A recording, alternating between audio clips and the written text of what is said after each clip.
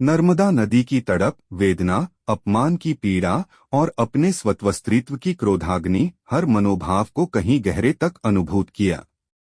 कहते हैं नर्मदा ने अपने प्रेमी सोमभद्र से धोखा खाने के बाद आजीवन कुंवारी रहने का फैसला किया, लेकिन क्या सचमुच वह गुस्से की आग में चिरकुंवारी बनी रही या फिर प्रेमी सोमभद्र को दंडित करने का यही बेहतर उपाय लगा कि आत्मनिर्वासन की पीड़ा को पीते हुए स्वयं पर ही आघात किया जाए। नर्मदा की प्रेम कथा लोकगीतों और लोक कथाओं में अलग अलग मिलती है, लेकिन हर कथा का अंत कमोबेश वही कि सोनभद्र के नर्मदा की दासी जुहिला के साथ संबंधों के चलते नर्मदा ने अपना मुंह मोड़ लिया और उल्टी दिशा में चल पड़ी। सत्य और कथ्य का मिलन देखिए कि नर्मदा नदी विपरीत दिशा में ही बहती दिखाई देती है। नर्मदा और सोनभद्र की शादी होने वाली थी। विवाह मंडप में बैठने से ठीक ऐन वक्त पर नर्मदा को पता चला कि सोनभद्र की दिलचस्पी उसकी दासी जुहिला, यह आदिवासी नदी मंडला के पास बहती है, में अधिक है। प्रतिष्ठित कुल की नर्मदा यह अपमान सहन ना कर सकी और मंडप छोड़कर उल्टी दिशा में चली गई। सोनभद्र को अपनी गलती का एहसास हुआ तो वह भी नर्मदा के पीछे भागा, यह गुहार लगाते हुए लौट आओ नर्मदा, लेकिन नर्मदा को नहीं लौटना था सो वह नहीं लौटी।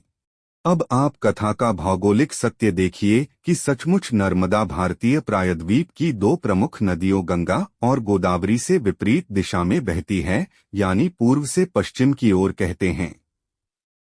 आज भी नर्मदा एक बिंदु विशेष से सोनभद्र से अलग होती दिखाई पड़ती है। कथा की फलश्रुति यह भी है कि नर्मदा को इसीलिए चिरकुंवारी नदी कहा गया है और ग्रहों के किसी विशेष मेल पर स्वयं गंगा नदी भी यहाँ स्नान करने आती है। इस नदी को गंगा से भी पवित्र माना गया है। मत्स्य पुराण में नर्मदा की महिमा इस तरह वर्णित है।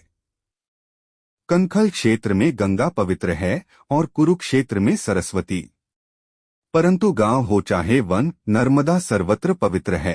यमुना का जल एक सप्ताह में, सरस्वती का 3 दिन में, गंगाजल उसी दिन और नर्मदा का जल उसी क्षण पवित्र कर देता है। एक अन्य प्राचीन ग्रंथ में सप्त सरिताओं का गुणगान इस तरह है। इस कथा में नर्मदा को रेवा नदी और सोनभद्र को सोनभद्र के नाम से जाना गया है। नद यानी नदी का पुरुष रूप। ब्रह्मपुत्र भी नदी नहीं नद ही कहा जाता है। यह कथा बताती है कि राजकुमारी नर्मदा राजा मेखल की पुत्री थी। राजा मेखल ने अपनी अत्यंत रूपसी पुत्री के लिए यह तय किया कि जो राजकुमार गुलबकावली के दुर्लभ पुष्प उनकी पुत्री के लिए लाएगा वे अपनी पुत्री का विवाह उसी के साथ संपन्न करेंगे। राजकुमार सोनभद्र गुलबकावली के फूल ले आए, उनसे राजकुमारी नर्मदा का विवाह तय हुआ। नर्मदा अब तक सोनभद्र के दर्शन ना कर सकी थी, लेकिन उसके रूप, यौवन और पराक्रम की कथाएं सुनकर मन ही मन वह भी उसे चाहने लगी। विवाह होने में कुछ दिन शेष थे, लेकिन नर्मदा से रहा ना गया। उसने अपनी दासी जुहिला के हाथों प्रेम संदेश भेजने की सोची। जुहिला को सूझी ठिठोली।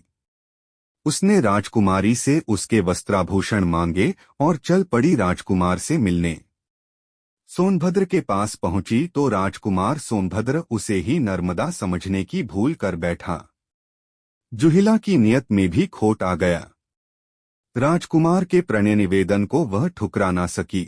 इधर नर्मदा का सब्र का बांध टूटने लगा। दासी जुहिला के आने में देरी हुई तो वह स्वयं चल पड़ी सोनभद्र से मिलने। वहां पहुंचने पर सोनभद्र और जुहिला को साथ देखकर वह अपमान की भीषण आग में जल उठी। तुरंत वहां से उल्टी दिशा में चल पड़ी। फिर कभी ना लौटने के लिए सोनभद्र अपनी गलती पर पछताता रहा, लेकिन स्वाभिमान और विद्रोह की प्रतीक बनी नर्मदा पलटकर नहीं आई। अब इस कथा का भौगोलिक सत्य देखिए कि जयसिंहनगर के ग्राम बरहा के निकट जुहिला, इस नदी को दूषित नदी माना जाता है। पवित्र नदियों में इसे शामिल नहीं किया जाता। सोनभद्र नद से वाम पार्श्व में दशरथ घाट पर संगम होता है और कथा में रूठी राजकुमारी नर्मदा कुंवारी और अकेली उल्टी दिशा में बहती दिखाई देती है। रानी और दासी के राजवस्त्र बदलने की कथा इलाहाबाद के पूर्वी भाग में आज भी प्रचलित है।